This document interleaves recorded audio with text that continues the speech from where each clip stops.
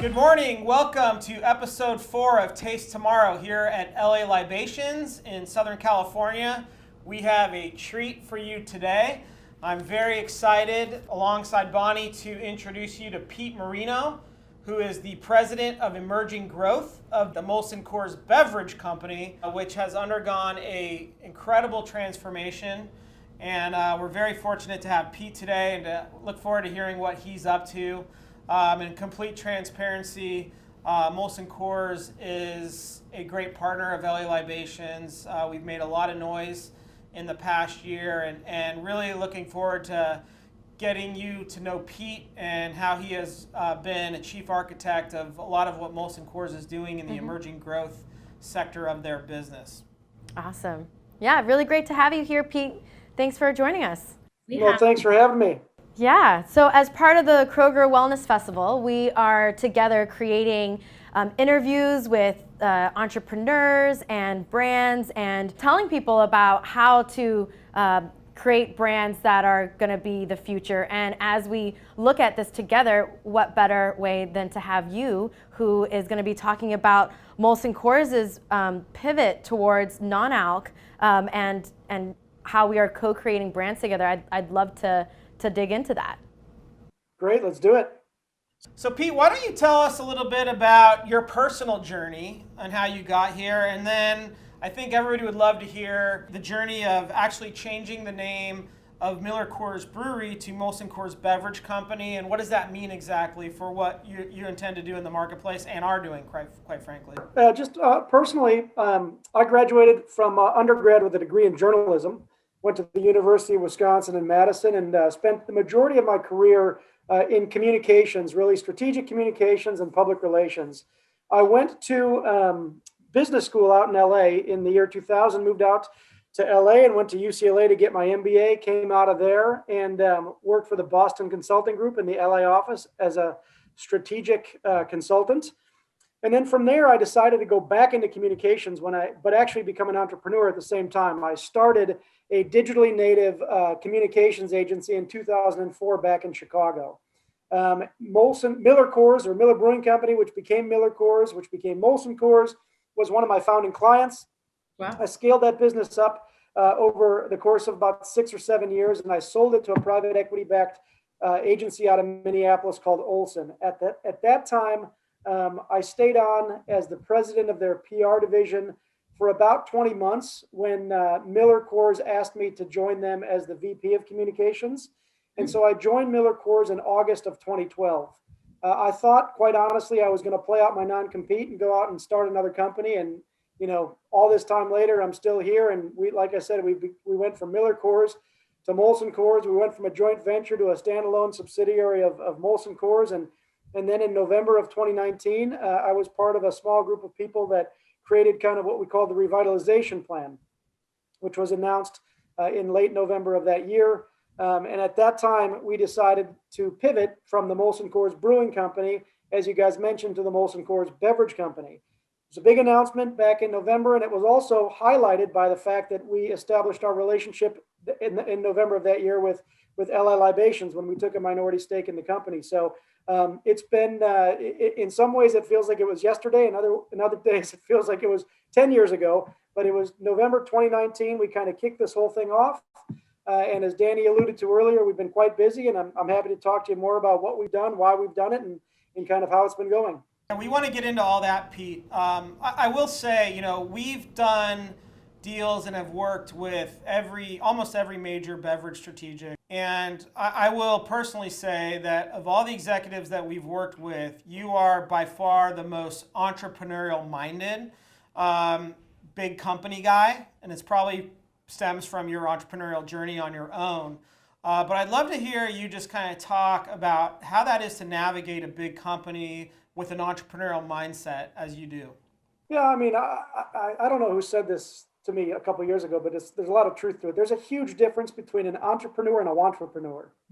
And there are a lot more wantrepreneurs in the world than there are entrepreneurs.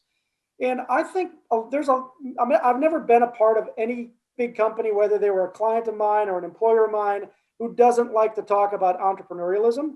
big companies have a healthy respect and appreciation and admiration for entrepreneurs. A lot of their processes and procedures just aren't oriented towards serving them.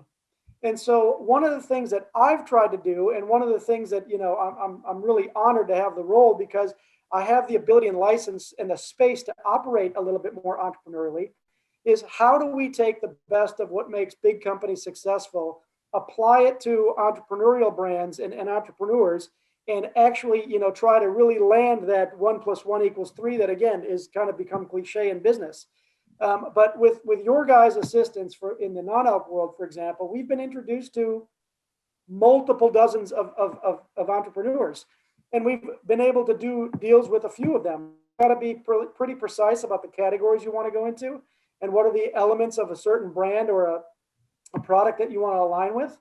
But then you need somebody and you need an organization that gives you the space to say, okay, we're going to put some big business boundaries around you. We're going to have some big business process, but we also know we need to pivot. And when you think about our company, we've been brewing beer since 1786. We were brewing beer in Colorado before Colorado was even a state. 1786, we started brewing beer in Canada. We've been built by entrepreneurs. We have, there are still active family members from the Molson family and the Coors family that are very involved in our business. So that also helps a lot too, because while we are a big company, we still have a lot of healthy appreciation for the grit, the resilience, and the struggle that you need to do to get your hands dirty to be a successful beverage entrepreneur. Yeah, and as you go into the non-alc category, and of course Molson is known for your distribution network, how has the distribution system been receiving the non-alc brands? Is there a lot of excitement around some of the new brands that you're bringing into the networks? Yeah, sure. I mean, I've told a lot of people this privately and publicly. A big reason why we decided to become a beverage company is because it's driven by two forces. One of the forces, obviously, is the consumer force. Consumers are moving into different categories. They're a lot less brand loyal or even segment loyal than they ever have been. But the other force is our distributor force. Many of our distributors were already pivoting beyond beer and looking to add, higher margin, incremental cases onto their trucks.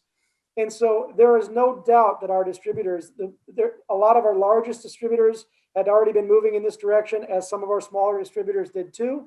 And the fact that we became so public and said we're going to go create these new categories, whether it's non-alc, wine and spirits, cannabis, that got a lot of the fence sitters excited too. And so our distributor network is very enthusiastic.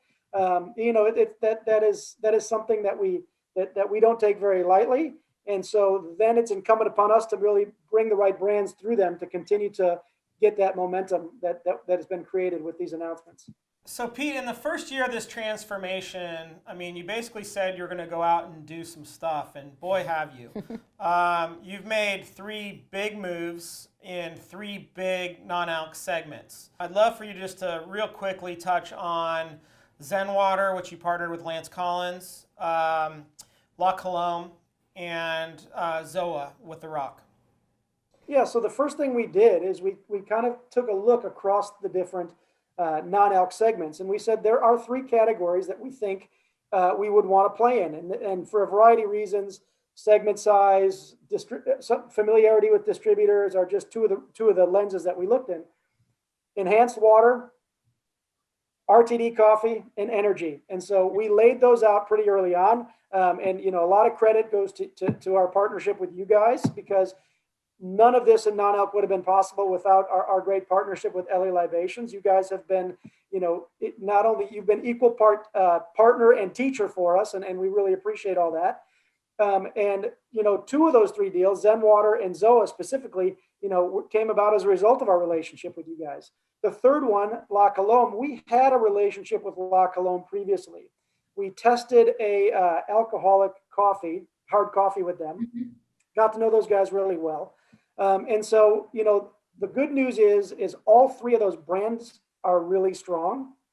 All 3 of the ownership groups are really strong. I mean, Lance Collins, his track record is second to nobody in terms of what he's built, the brands he's been able to create. So getting the opportunity to partner with Lance on Zen Water and My Muse is really, really exciting because he's a legendary brand entrepreneur in the non-alc space. La Colombe is the #1 above premium ready-to-drink coffee. They make exceptional products, and we're really excited about what we can do together with them. And then there's ZOA. I mean, obviously, the energy drink category is a massive category. It's littered with some very big, well-established players, but it's also been proven that it can be disrupted a little bit. I mean, I think what Bang has done certainly has been pretty disruptive over the last couple of years. And then so you take a look at the ownership group of that one, and anytime you've got a guy like Dwayne Johnson and his, I think the last I checked, 228 million Instagram followers, and the way he thinks about his brand and communicating with his audience is just exceptional. And so we're very excited about what ZOA can do and what it's already, the start it's already been off to. So we couldn't be more excited about each one of these brands. They are strategically on point for us, and the combination of owner and product and brand is great. And then lastly with ZOA, what are you most excited about ZOA, and what keeps you up at night about ZOA? I mean, when you close your eyes and you were to ask yourself or ask anybody who knows Dwayne Johnson, what would be a category that he would get behind naturally? I guarantee you'd come up with energy drinks pretty quickly. Yeah. He came out with a tequila last year called Terramana, not a category that you normally would associate with him as directly as you might energy drinks. It's the #1 fastest growing spirit in the history of spirits. Just the way he is able to get behind a brand very naturally, authentically, and sell is exceptional. So I'm very excited about the upside for ZOA to make a meaningful dent in the energy drink category. What keeps me up at night is the reception that it's gotten so far. We need to be able to make sure that we're delivering in terms of from a supply chain standpoint. It's exceeded anybody's wildest imagination so far. Pete, you mentioned disrupting 3 categories so far with your non-alc strategy. So this year, what do we have to look forward to, and what else are you guys thinking in terms of innovation? I think the work we're doing with you guys in terms of the pilot brands is really interesting. I think we've got some brands that we're just launching out there right now that I think are really cool. They deliver from a product standpoint, and they can be very disruptive. Those are designed to be test and learns. They're all going after meaningfully sized categories, and we're really excited about that. Yeah. I think a brand like Huzzah, which we've developed, is a probiotic seltzer. I think we're very excited about the potential for that brand too. So those things, there you go. I think our 4 pilot brands plus Huzzah, I think we're really excited about. Magic. So Pete, let me talk about this one. So, we've been very fortunate. We've had some big successes, and we talk about those a lot. What we don't talk about as much is our failures, and we've had a lot. And that's part of this game is failure, and it's part of this journey. And what we've seen is big companies, they don't like the visible failures, but it's just part of this game that we're playing in. There is, a huge infant mortality rate of these new ideas that come to market. And surely, while I think we will have some successes, and we've already had some successes, we're going to have some failures. How do you manage that internally and externally? Internally within the organization and distributors, but also externally with stakeholders and Wall Street analysts. Everyone likes to, point the fingers when things fail. We know that's going to happen up front. So how does that expectation management system work? Well, look, we have 5 corporate values, and one of the corporate values is learn every day. And so when I think about that one with my team, Emerging Growth, we're all about learning every day. Part of learning, what most entrepreneurs will tell you is you learn more from your failures than you do from your successes. And so if you just take it back to the relationship that we have with LA Libations, we're going to be doing, anywhere from 2 to 4 pilots every year. We know that we're not going to bat 100% on those pilots. We know that up front. So we know we're already planning for some failures. The question then becomes, what are you going to learn from those failures to then apply to the next one to improve your hit rate? And that's what I think together we need to do, because that will, when you then play the tapes back on a 5 or 10 year horizon, you'll be able to say, wow, look at what we've been able to create. We wouldn't have created this brand, that brand, or that brand if we didn't fail on those other ones, and then apply those learnings to them. And so that's what we're trying to do together. What is one ingredient that you stay away from? More and more sugar. for sure. And if we were to run into you at a Ralph's or a Fred Meyer's, what aisle would you probably be in? You know what? I'm probably nerding out in the beverage aisle. I probably spend too much time in the beverage aisle, and clearly I need to spend more time in the produce aisle. And if this is for entrepreneurs that want to work with you, what is one big pitch no-no? Well, I get a lot of form letters that they have the name of our company wrong. So they're clearly not doing enough research or their homework or have enough attention to detail to make sure that they're sending it to the right person at the right company. That's a huge no-no for me. So for those who are in the corporate world who are trying to get ahead, what is one piece of advice for them? You know what? I think to me, attitude is everything. Be somebody who's willing to roll your sleeves up and do whatever you can. You know, again, learn, make sure that you're very comfortable learning, push yourself out of your comfort zone, but just be somebody that people want to be around. There's energy makers and energy takers. And so I really like being around energy makers, people who are a joy to be around. They want to learn, they want to keep moving forward. And so that's what I tell people who are, about to join big companies or any company for that matter, to move forward. Awesome. So Pete, on behalf of Kroger, on behalf of LA Libations, we want to really thank you for your time. Really, really inspiring what you're leading and what you're doing and the team that you're building. And you're really, showing the world that you're doing what you said you were going to do. So thank you very much always for your support of us, but also for your support of Kroger and this important festival as we democratize health and wellness to the entire world. Thank you guys. And two things. Number one, I want to thank LA Libations. You guys have been unbelievable partners and now friends, and it's a real joy to work with you guys. And we really wouldn't be in the position that we're in without you guys. You guys have been awesome, and I love working with you guys. And then I just want to say thank you to Kroger. Kroger is a huge partner for Molson Coors. And you guys are a great partner, and we appreciate all of your support over the years. And so here's to many more years as partners with Kroger and LA Libations. All the cheers. Thank you. Cheers, Pete. Cheers, Talk Pete. Soon. Bye.